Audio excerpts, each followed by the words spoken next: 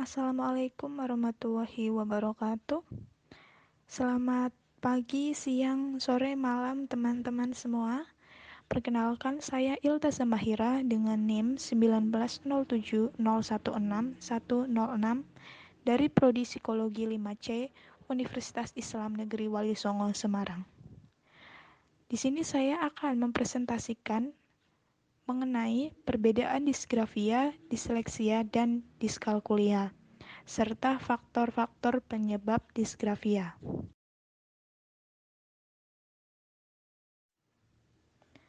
Dalam proses belajar mengajar, tak jarang baik guru maupun orang tua mendapati kondisi anak yang kesulitan dalam mengikuti pelajaran, sehingga diperlukan cara-cara yang efektif agar anak mampu mengikuti proses belajar secara baik.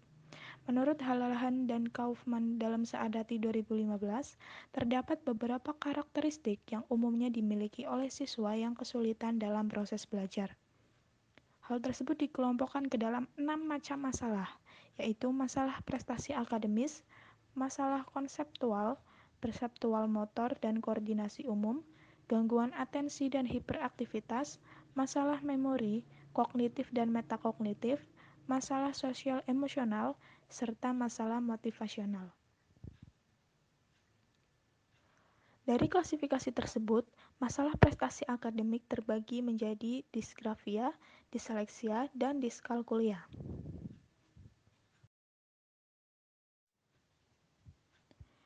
Secara umum, perbedaan yang paling mencolok antara disgrafia, disleksia, dan diskalkulia adalah bahwa disgrafia adalah kesulitan dalam menulis, disleksia merupakan kesulitan dalam membaca, serta diskalkulia adalah kesulitan dalam berhitung.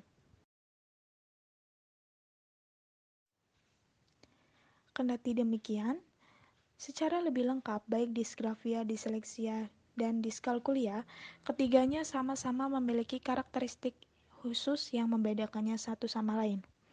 Yakni yang pertama ada disgrafia atau kesulitan dalam menulis. Gunadi dalam Saadati 2015 menyebutkan beberapa karakteristik anak dengan disgrafia, yakni sebagai berikut. Yang pertama ada terdapat ketidakkonsistenan bentuk huruf dalam tulisannya. Saat menulis, penggunaan huruf besar dan huruf kecil masih tercampur, ukuran dan bentuk huruf dalam tulisannya tidak proporsional. Anak tampak harus berusaha keras saat mengomunikasikan suatu ide, pengetahuan, atau pemahamannya lewat tulisan. Selanjutnya, sulit memegang ballpoint maupun pensil dengan mantap. Caranya memegang alat tulis seringkali terlalu dekat atau bahkan hampir menempel dengan kertas. Keenam, ada berbicara pada diri sendiri ketika sedang menulis, atau malah terlalu memperhatikan tangan yang dipakai untuk menulis. Selanjutnya, cara menulis tidak konsisten atau tidak mengikuti alur garis yang tepat dan proporsional, serta yang terakhir, tetap mengalami kesulitan meskipun hanya diminta untuk menyalin contoh tulisan yang sudah ada. Nah, yang selanjutnya ada disleksia atau kesulitan dalam membaca. Secara umum, terdapat 4 kelompok karakteristik kesulitan belajar membaca menurut Mercer dalam Saadati 2015, yakni berkaitan dengan kebiasaan membaca, kekeliruan mengenal kata, kekeliruan pemahaman, dan gejala-gejala serba aneka. Kemudian menurut Vernon dalam Saadati 2015, perilaku anak berkesulitan belajar membaca lebih dispesifikkan lagi, yakni sebagai berikut.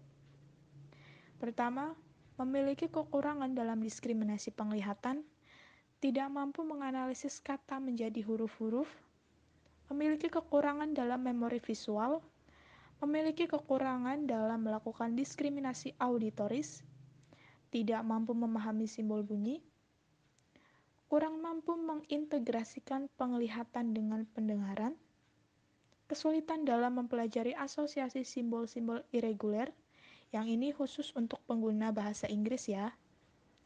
Kemudian, kesulitan dalam mengurutkan kata-kata atau huruf, membaca kata demi kata, serta yang terakhir, kurang memiliki kemampuan dalam berpikir konseptual. Nah, sekarang yang ketiga ada diskalkulia. Gangguan ini juga kerap disebut sebagai gangguan matematika. Diskalkulia sendiri dikelompokkan menjadi 4 keterampilan, yaitu keterampilan linguistik yang berhubungan dengan mengerti istilah matematika dan mengubah masalah tertulis menjadi simbol matematika. 2. Keterampilan perseptual, yakni kemampuan mengenali dan mengerti simbol dan mengurutkan kelompok angka. Ketiga, keterampilan matematika, yakni penambahan, pengurangan, perkalian, dan pembagian dasar dan urutan operasi dasar. Serta yang terakhir ada keterampilan atensional, yakni menyalin angka dengan benar dan mengamati simbol operasi. Kemudian secara lebih rinci, diskalkulia sendiri memiliki beberapa karakteristik, yakni yang pertama ada performance IQ jauh lebih rendah daripada skor verbal IQ. Anak yang berkesulitan belajar matematika memiliki skor PIQ atau Performance Intelligence Quotient yang rendah yang ditunjukkan pada hasil tes Wechsler Intelligence Scale for Children. Yang mana tes intelijensi ini memiliki dua subtes, yakni tes verbal dan tes kinerja atau performance. Pada subtes verbal terdiri atas informasi, persamaan, aritmatika, perbendaharaan kata, serta pemahaman. Sedangkan subtes kinerja mencakup melengkapi gambar, menyusun balok, menyusun objek, serta coding.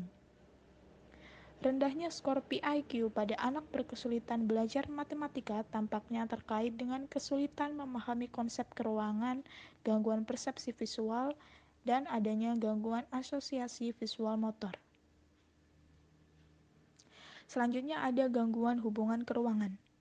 Anak dengan kesulitan belajar seringkali mengalami kesulitan dalam berkomunikasi dengan orang lain.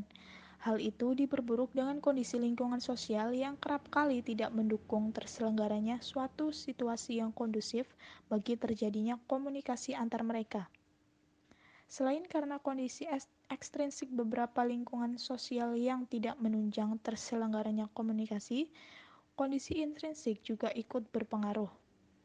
Kondisi intrinsik ini diduga karena adanya disfungsi otak yang dapat menyebabkan anak mengalami gangguan memahami konsep-konsep hubungan keruangan. Yang dimaksud konsep hubungan keruangan adalah seperti depan belakang, puncak dasar, atas bawah, tinggi rendah, awal akhir, serta jauh dekat.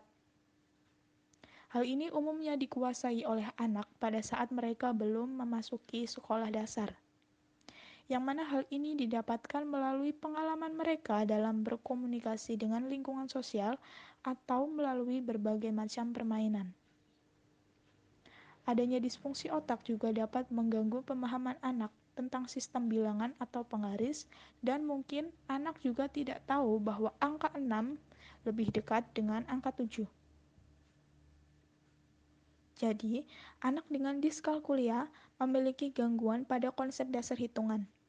Konsep dasar tersebut adalah konsep keruangan, konsep waktu, konsep kuantitas, serta konsep serba aneka.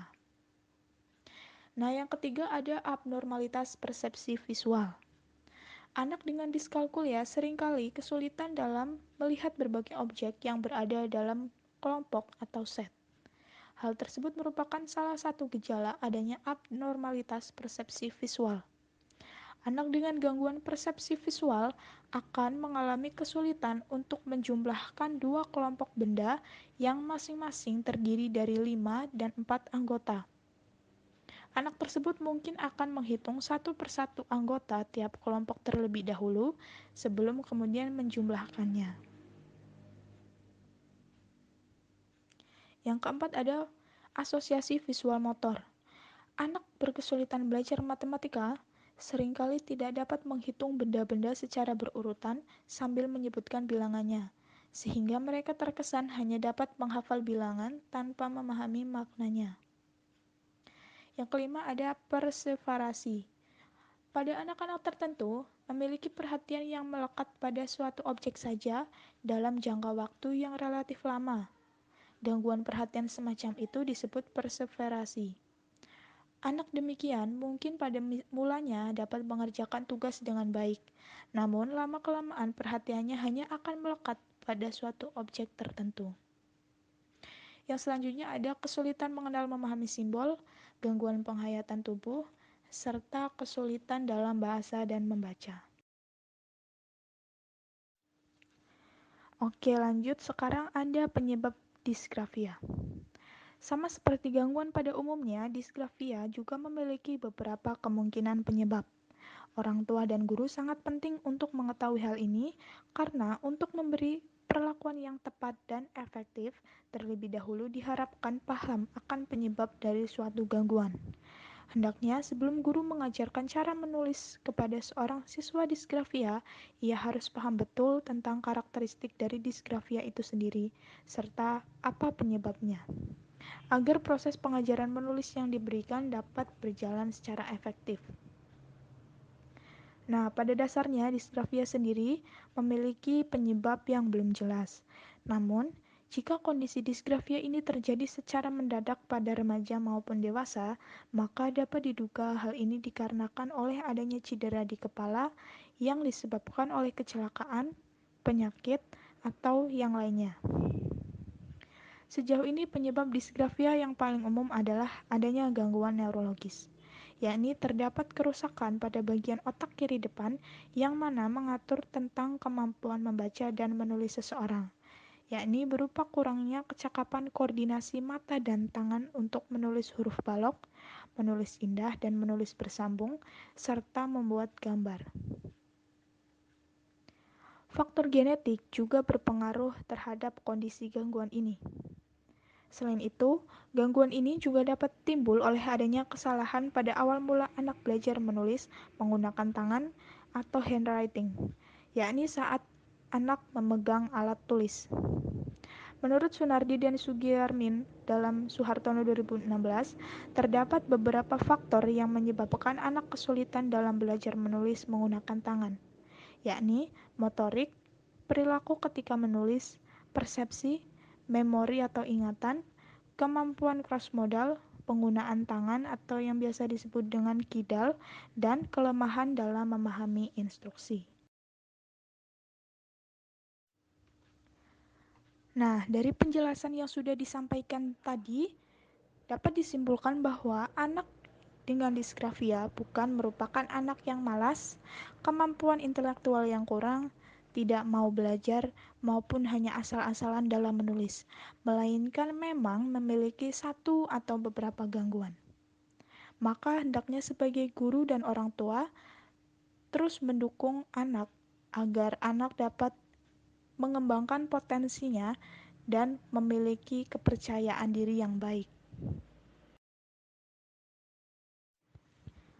Baik, sebelum saya tutup, saya akan mengutip sebuah quote dari Giles Andrea, yakni kita semua bisa menari saat menemukan musik yang kita sukai, yang bermakna bahwa setiap anak adalah spesial. Mereka memiliki minat dan bakat yang berbeda-beda yang harus diterima dan didukung agar mereka mampu mengembangkan dirinya dengan baik.